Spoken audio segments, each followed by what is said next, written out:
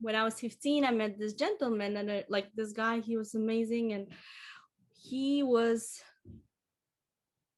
very well traveled as well. And we've been friends, and I never hid it from my parents. Yeah. And then when my sister got married, of course, the whole attention was on me.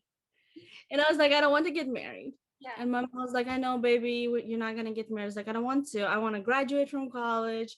I was always the activist in schools. And, I always just always enjoyed all of that. But then when my family, so my boyfriend at the time, they won green card and they started moving to United States.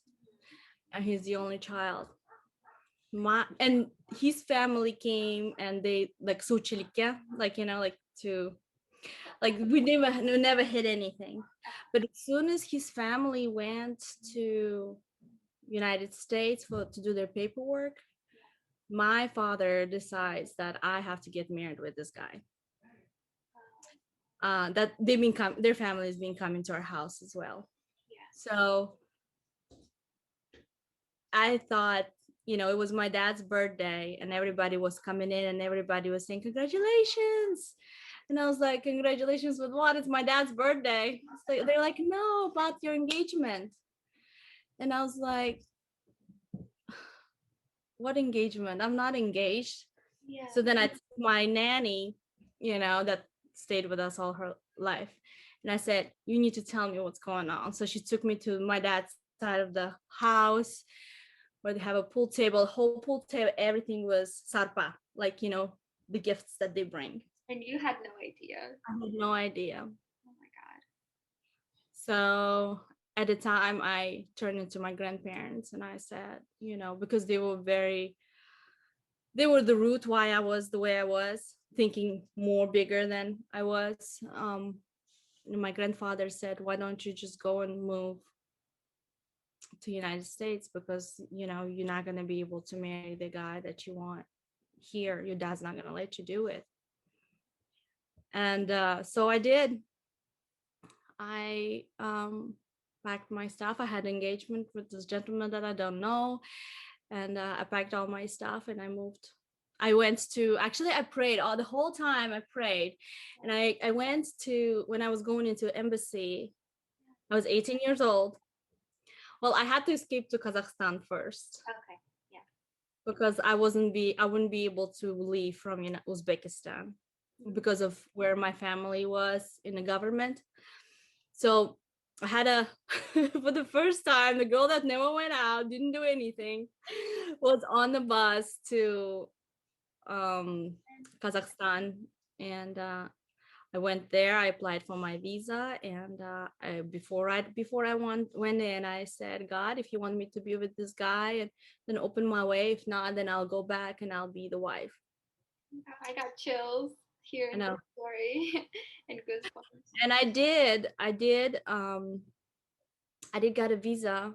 Not married, 18 years old, and I bought my ticket. The next day, I was on a flight to New York, where I met him. He was waiting for me with flowers in a limo. It was beautiful. Yes. But the right before that, when I was in that transition with my family, I was between two fires, love and my parents, which a lot of girls go through it in Central Asia. One day I did take I tried to take my life because I thought that was the only option for me. And till today, there's so many girls that are committing suicides, and not just girls. There's a lot of women. Like, I went to Uzbekistan and I'm like so deep into it because this is so wrong, this culture. I mean, I'm not against arranged marriages. I'm against about violating person's opinion, because girls have an opinion, and parents and family, they have to hear it.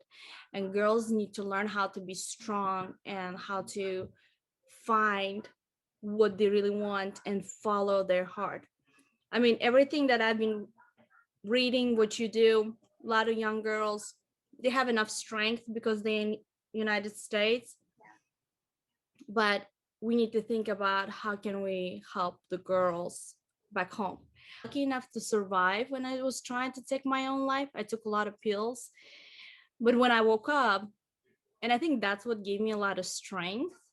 My father said I'd rather go. My mom said, let her marry her love because look at her, she's gonna take her own life. What if she's gonna do it again? And my father said I'd rather go and bury her than get embarrassed, which just sounds really bad, right? But that gave me so much strength. I was like, I will never ever in my life hurt myself again. And I will do everything in this life because like when you at that moment, then when you get rid of actually get rid of fear. Like when you the moment of dying, I felt that.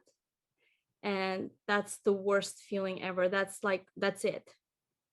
So I want young girls, and that's what I'm working. We have similar thing, but I want to have raise like this big awareness of arranged marriage being wrong. And if she's a girl, it doesn't mean that she's supposed to be a slave into somebody's family.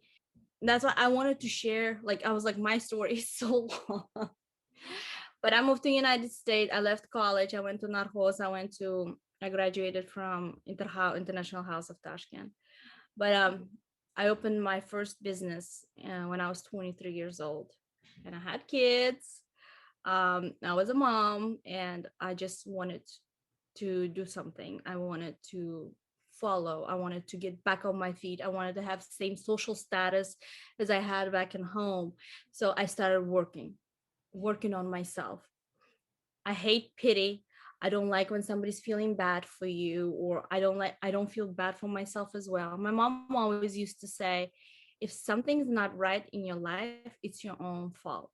A lot of people didn't talk to my mom that she raised a bad daughter, and there was just so many things that my mom had to go through. But my mom was very supportive, and she said, I'm glad that you did stand up for yourself. Unfortunately, she passed away.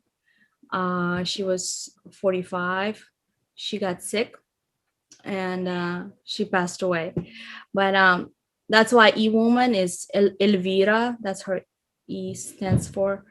But that's why I started EWoman in her honor, because she kind of always wanted to stop that woman is is an object, is my heart. And that's why I wanted to bring all women together so they can learn from each other, so they can help each other, and not think, oh, she has better. Or I think women supporting each other, there's so much power into it. I had a second chance to live, and it didn't matter. I got rid of fear. So see, out of bad, how much good came out. That's why I always say I don't believe in bad, because everything that happens to us, we learn from it. The more things happen to you, the more you get to your inner authentic self. So, like I said, failures is not a bad thing. I don't believe in bad, period. Life is wonderful. But yeah, at 23, I opened a business. I opened a salon. And 28, I opened the spa, second one. I didn't have any credit. So I didn't know what I was doing, but I was just doing it with love. And I had God in my heart, and I knew that everything will work out, and I'm alive. That means, like, I was actually, like, since that day when I was able to survive, I actually, since that day, I appreciate every single day that I have given, from God. Whenever you do, it's not just like follow your heart, because you don't. I mean, till today, like just now, I started understanding what I really want in my life. What's my purpose? Why I had all of these experiences, to help our women, you know. And almost 40, so it just now came to me what I really want to do. But I did study it in Nashville College. I studied in paralegal school. I studied real estate, and now I'm just monetizing money from investments that I, real estate investments. And so I don't have to, so I can live the life that I want. I want to travel, I want to see the world, and I'm living the dream, I would say. Thank God. There's always, and it's just the beginning. It's just the beginning. So what I want you to do is, don't think that being Uzbek is something that will hold you back from doing something big. Mm-hmm. You need to be proud of every single thing that you do. You need to be proud of yourself. You need to be like, I made a good job. Like, give yourself high five, like high five in the mirror. You need to talk to yourself. You need to become your own friend. I didn't have any, I was alone in a different country. My husband was working every single day. I was home with 2 children, and I was losing my mind because it was totally different life. I was in Brooklyn, New York, That's where in one room apartment, you know, growing up in a huge houses with lots of help. I was in a small, and I didn't care. I wasn't materialistic. Those things doesn't make me happy. yeah. But and then, I was like, I'm gonna do something. The first thing I need to do, I need to move out of New York, because that's not where I want to raise my kids. And September 11 happened, and we moved away. So that was the first step that we did, that I took. We moved away to Nashville, and I've been there since, and I love it. But the first thing you need to, it the husband is just like a, how can I explain, the partner, right? It's like a, you have to be 90% happy within yourself, and your partner is supposed to bring that 10% that's missing, you know but the first thing, you need to make yourself happy. That's your life goal. Yeah. And whenever you're going to be happy, everybody's going to be just like around you all the time, I promise you. Oh my god, yeah, I'm gonna attract all those like positive energy in the people. Mm-hmm.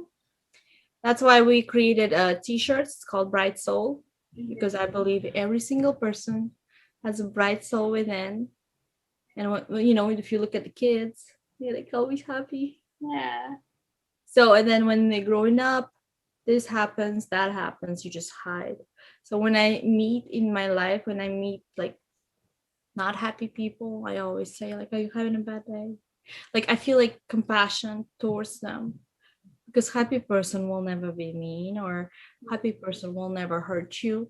So if somebody tells you something that hurts your feelings, understand it's not at you. You haven't done anything wrong. It's that person that is not happy. But first thing and last thing, you have to trust yourself only.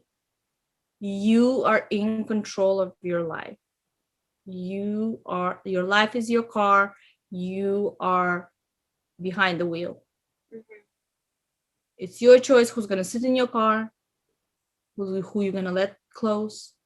It's your choice who's going to go with you on a trip, who's going to just be like, from one stop, I'm going to just drop you off, you know. And don't get attached to all your friends that you had before, because the older you will get, the more you grow as a person, your circle is going to change all the time. So my advice to you, don't get attached to anybody. Be attached to yourself, your parents, and then your children, your spouse in the future. But nobody owes you anything. Yeah. So all of the successful business and all of your accomplishments that you have done, like how did you figure out like to navigate the system or like do what you need to do? Like how did you like solve the issues or like the problems, obstacles that you're faced in life? What do you usually do, or like how do you go about them? I always asked, and I always prayed. I prayed. And in every single holy book, it says